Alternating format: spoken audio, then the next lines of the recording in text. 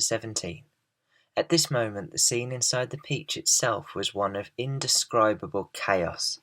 James Henry Trotter was lying bruised and battered on the floor of the room, almost tangled mass of centipede and earthworm and spider and ladybird and glowworm and old green grasshopper. In the whole history of the world, no travellers had ever had a more terrible journey than these unfortunate creatures. It had started out well, with much laughing and shouting, and for the first few seconds, as the Peach had begun to roll slowly forward, nobody had minded being tumbled about a bit. And then when it went bump, and the centipede had shouted, "That was Aunt Sponge," and then bump again, and "That was Aunt Spiker," there had been a tremendous burst of cheering all round. But as soon as the Peach rolled out of the garden and began to go down the steep hill, rushing and plunging and bounding madly downward, then the whole thing became a nightmare.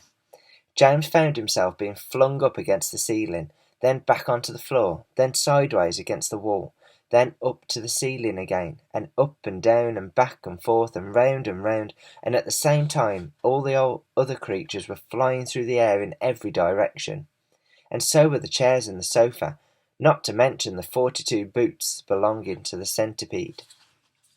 Everything and all of them were being rattled around like peas inside an enormous rattle that was being rattled by a mad giant who refused to stop. To make it worse, something went wrong with the glowworm's lighting system, and the room was in pitchy darkness. There were screams and yells and curses and cries of pain, and everything kept going round and round.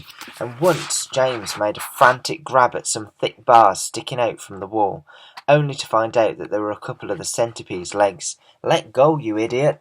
shouted the centipede, kicking himself free, and James was promptly flung across the room into the old green grasshopper's horny leg. Twice he got tangled up in Miss Spider's legs, a horrid business, and towards the end the poor earthworm, who was cracking himself like a whip every time he flew through the air from one side of the room to the other, coiled himself around James's body in a panic and refused to unwind. Oh, it was a frantic and terrible trip. But it was all over now, and the room was suddenly very still and quiet. Everybody was beginning slowly and painfully to disentangle themselves from everybody else. "Let's have some light," shouted the centipede. "Yes," they cried, "light, give us some light."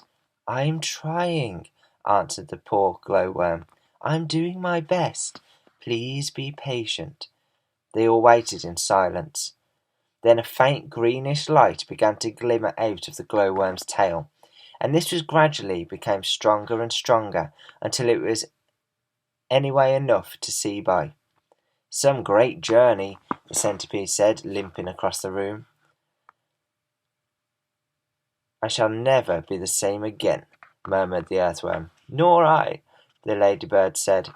"It's taken years off my life." "But my dear friends," cried the old green grasshopper, trying to be cheerful, "we are there." "Where?" they asked. "Where? Where is there?"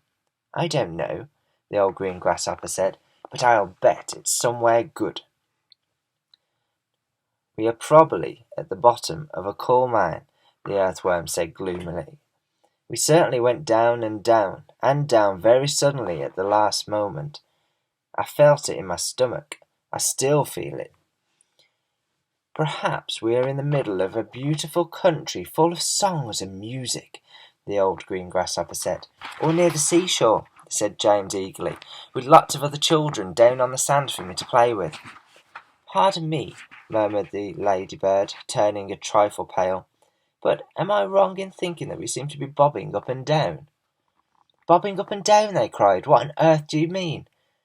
"You're still giddy from the journey," the old green grasshopper told her. "You'll get over it any minute. Is everybody ready to go upstairs now and take a look round?" "Yes, yes," they chorused. "Come on, let's go." "I refuse to show myself out of doors in my bare feet," the centipede said. "I have to get my boots on again first." "For heaven's sake, let's not go through all that nonsense again," the earthworm said. Let's all lend the centipede a hand and get it over with. the ladybird said. Come on. So they did, all except Miss Spider, who set about weaving a long rope ladder that would reach from the floor up to a hole in the ceiling. The old green grasshopper had wisely said that they must not risk going out of the side entrance when they didn't know where they were, but first must all go up on the top of the peach and have a look around. So half an hour later, when the rope ladder had been finished and hung, and the 42nd boot had been laced neatly on the centipede's 42nd foot, they were all ready to go out. Amidst the mounting excitement and shouts of, "Here we go, boys! The promised land! I can't wait to see it!" the whole company climbed up the ladder one by one and disappeared into a soggy tunnel in the ceiling that went steeply, almost vertically, upward. Chapter 18.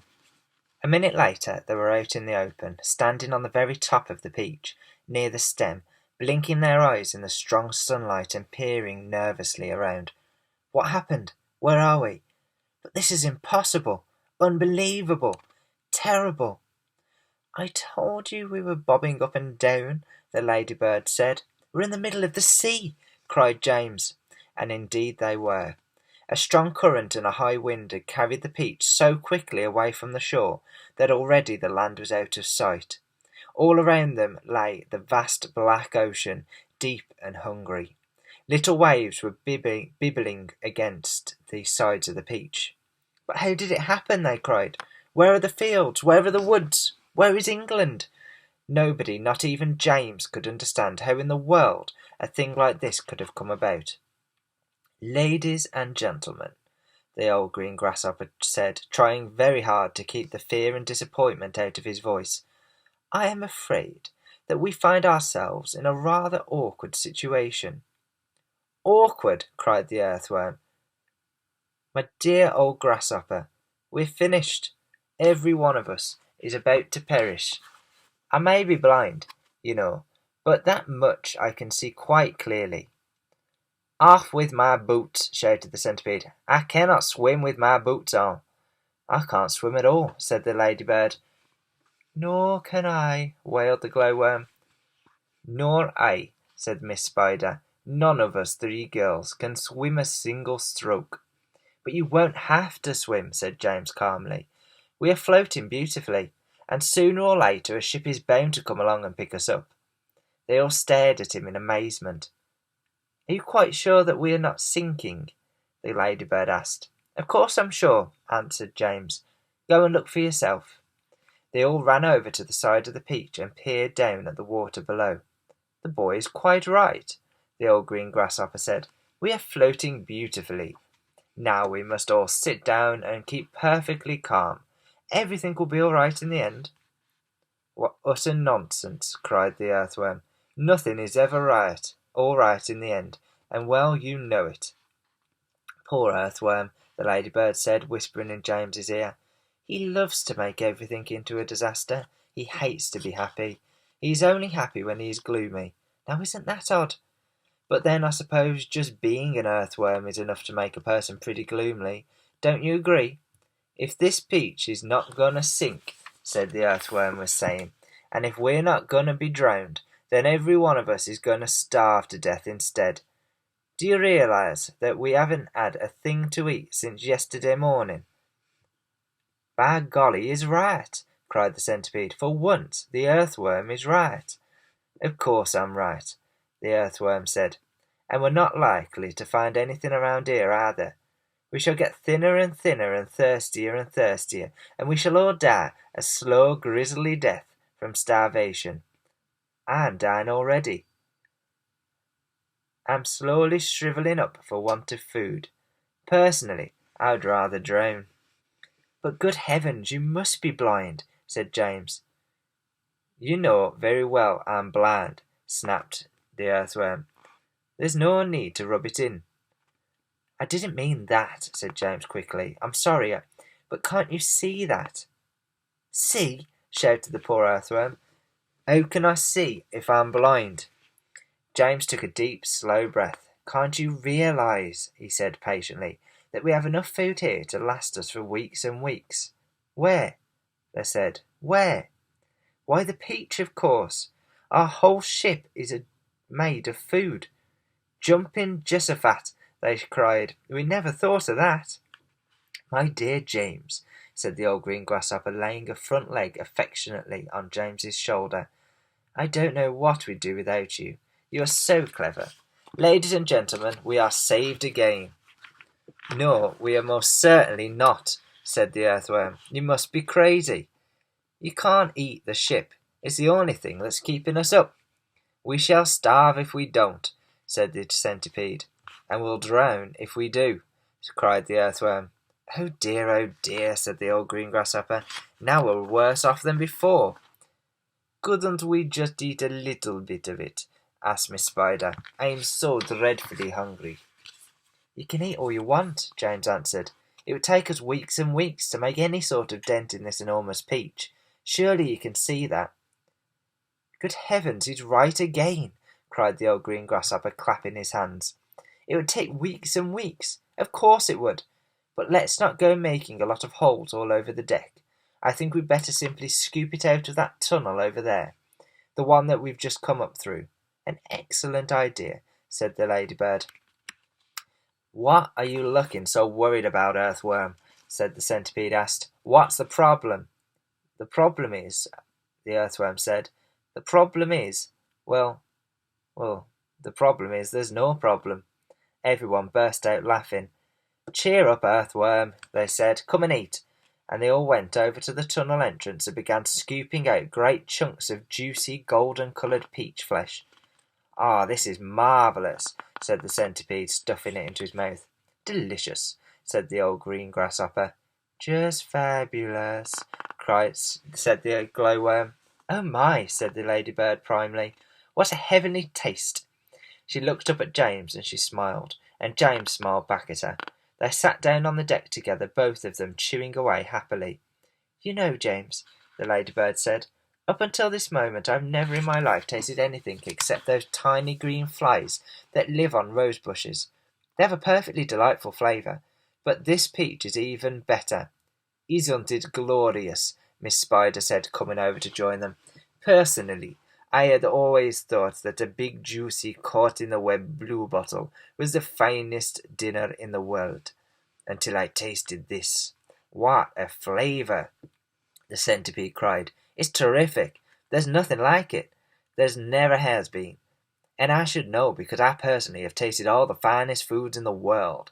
Whereupon the centipede, with his mouth full of peach and with juice running down all over his chin, suddenly burst into song.